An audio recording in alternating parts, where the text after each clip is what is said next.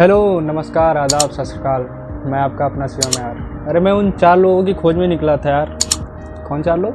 अरे वही 4 लोग।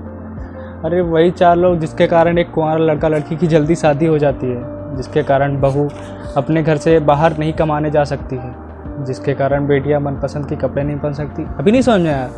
अरे वही 4 लोग जिसके कारण अपने पति अपनी पत्नी से बात नहीं कर सकता, जिसके कारण लड़का लड़की साथ नहीं टहल सकती। पता नहीं कहाँ ये 4 लोग यार। आज शायद इस वीडियो में मिल जाए ये 4 लोग। सब कहते हैं अपना देश महान है, ये बहुत आगे बढ़ गया है, बहुत तरक्की कर ली है इसने।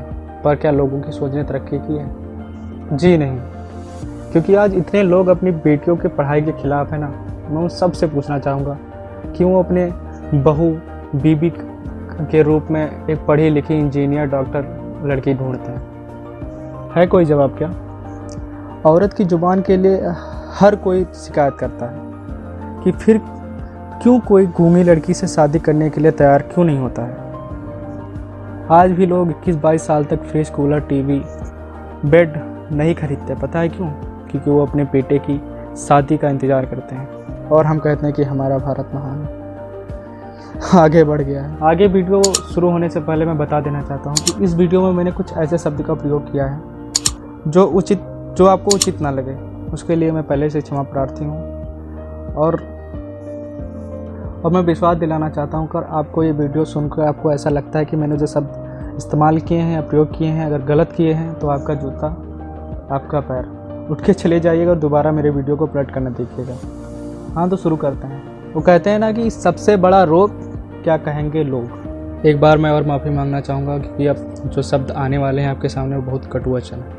तो सुनिएगा कि तुम्हारी ब्रा का स्ट्रैप दिख रहा है, कहते हुए एक लड़की अपनी सहेली के कुर्ते को आगे खींचकर ब्रा का स्ट्रैप ढक देती है। उसकी सहेली जब उससे सवाल करती है तो उसकी सहेली जवाब देती है कि अरे 4 लोग क्या कहेंगे। लड़की की फ़ोटो साड़ी में भेजेगा। हमें अपने बेटे के लिए सुशील, गोरी, खूबसूरत, पढ़ी लिखी और घरेलू लड़की चाहिए, लेकिन हमें बेटी पैदा नहीं करनी है। क्यों? क्योंकि ये रोग है। अरे नगद कितना देंगे?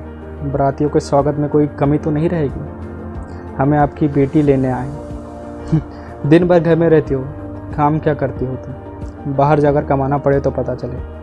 बस इसी बात का शौक है, यही सबसे बड़ा रोग है।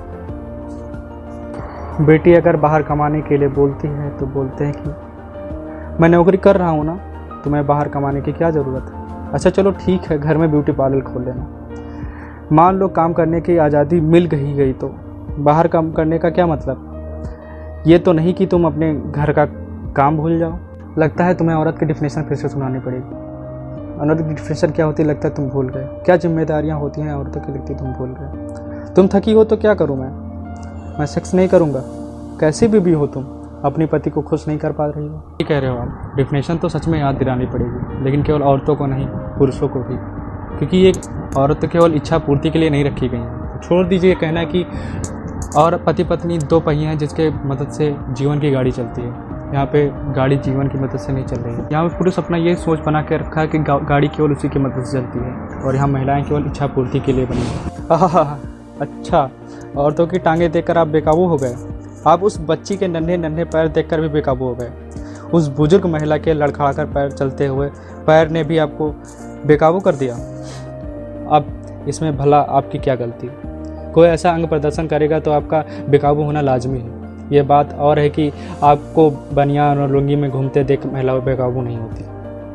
लेकिन आप तो कह रहे थे कि स्त्री की कामोच्छा मतलब सेक्स डिजायर कभी किसी से तृप्त नहीं हो सकती है। वैसे कामोच्छा होने में और अपनी कामोच्छा को किसी पर जबरन थोपने में अंतर तो समझ में आता ही होगा आपको। अभी तक आप ये वीडियो सुन रहे हैं, इसका मतलब कहीं ना कहीं आपकी इच्छा और मेरी इच्छा सेम है। मतलब सोच आपकी है लेकिन बोली मेरी जरिए जा रही है। सुनते रहिए, अभी 4 लोगों की कहानी ख़त्म नहीं हुई। वो कहते हैं ना कि आजकल लोगों को ये डर है कि महिलाएं पुरुष बनने की कोशिश कर रही हैं और इससे परिवार टूट रहे हैं, भारतीय असमिता नष्ट हो रही है। चलिए अब आप कपड़ों की बात करते हैं। आप एक स्टैंडर्ड एंटी रेप ड्रेस तय कर दीजिए, लेकिन आपको सुनिश्चित करना होगा कि फिर यौन हमले नहीं होंगे औरतों पर। अगर फिर यौन हमले हुए तो आप ये छोटे कपड़े का लांछन देना छोड़ देंगे। इतना सिर्फ वादा चाहिए हम लोग को आपसे। बुरा लग रहा होगा आपको, मैं भी जानता हूँ, आप भी जानते हैं कि हर पुरुष एक जैसा नहीं होता। बिल्कुल ठीक। जब हम सब एक जैसे नहीं होते फिर लड़कियों को कि एक ढांचे में ढालने की कोशिश करते हैं हम लोग। यहाँ पे जिम्मेदारियाँ नहीं आई समझ में आपको। अगर जिम्मेदारी की बात आती है तो सबसे पहला नाम आता है तो वो आता है पुरुष का। जिम्मेदारी शब्द अगर कहीं से निकल कर आता है, सबसे पहला जो नाम याद आता है हम सबको, वो होता है पुरुष।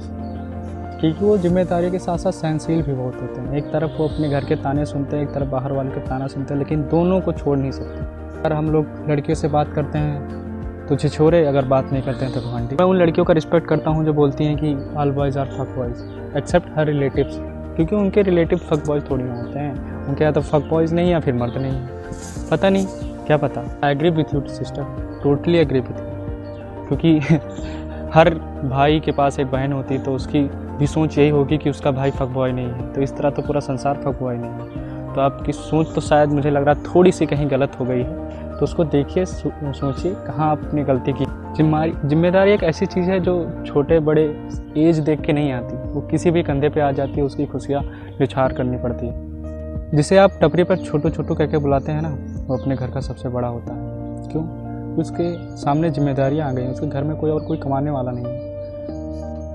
जीवन की कुछ ऐसी परिस्थितियाँ हैं जो केवल पुरुष ही समझ सकते हैं। जैसे अपने आप को एक बेटे के रूप में देखिए, जो अपनी माँ की सुने तो माँ के आंचल में रहने वाला, और अपनी बीवी के सुने तो जोरू का गुलाम। यही बेटा जिसको समझाया जाता है कि बीवी को सर पर नहीं चढ़ाना है, वहीं अपनी कानों से सुनता है कि बेटी अपने पति को अपने बस में रखना। क्यों हम सबको क्यों ऐसा समझा जाता है? क्यों ऐसा, क्यों हम ही लोग को क्यों ऐसा समझा जाता है? क्यों हम लोग को ऐसे मलधार में लगे खड़ा कर दिया जाता है कि अगर एक को छोड़े तो दूसरा गुस्सा हो जाता है, और एक का साथ दें तो दूसरा शायद दोबारा बात भी ना करे। एक तो जो हमें दुनिया में चलना सिखाया है, और एक जिसके साथ पूरी दुनिया का हम लोग भ्रमण करना है। क्यों किया जाता है? हम लड़के हैं इसलिए हम सह सकते हैं, किसी से कहेंगे नहीं अपनी दुख दर्द की कहानी, किसी से चिल्लाने नहीं जाएंगे। इस वीडियो में ना ही मैं महिलाओं का पक्ष ले रहा हूँ, ना पुरुषों की पक्ष ले रहा हूँ। उस गलती को उभारने की कोशिश कर रहा हूँ जो शायद गलत रूप लेकर लोगों के दिमाग में बैठ गई है। मुझे लगता है मर्ज पता चल जाने पर इलाज अच्छे होते हैं। वो कहते हैं ना कि एक मछली पूरे तालाब को गंदा कर देती है, तो यहाँ पे उन मछलियों की बात की जा रही है जो पूरे रूपी संसार को गंदा करती हैं। यहाँ पे सारे मर्द एक जैसे नहीं होते। पूरे पोइट्री का परिणाम, कंक्लूजन यही निकल के आता है कि हम समाज को नहीं, समाज हमको चला रहा है। और उन 4 लोगों की बात छोड़ दो, वो 4 लोग पता है कौन होते हैं? हम ही लोग होते हैं। वो 4 लोग जो एक दूसरे पे कमेंट करते हैं, और दूसरा जब सुनता है तो कहता है कि लोग क्या कहेंगे। 4 लोगों के लिए मैं कुछ कहूँ इससे पहले मैं चाहता हूँ कि आप अगर ये वीडियो अच्छी लगी हो तो प्लीज़ कमेंट करके मुझे ये बताइएगा कि कहाँ खराबी और मैं क्या और सुधार कर सकता हूँ। उन 4 लोगों के लिए मैंने कुछ लिखा था, बहुत देर से सोच रहा था कब बोलूँ, अब समय आ गया बोलने का। कि बात में जो बात हो बात होनी चाहिए, बात में जो बात हो बात होनी चाहिए, जीत होनी चाहिए या मात होनी चाहिए, और पीठ पीछे कुछ भी कहना तो बहुत आसान है, सामने से कह सको औकात होनी चाहिए। तो ये 4 लाइन उन 4 लोगों को डेडिकेट करता हूँ। तो फालतू का ज्ञान ना दें, और आप वीडियो यहीं से समाप्त करते हैं। अगर आपको अच्छा लगा हो तो please share and subscribe. Thank you.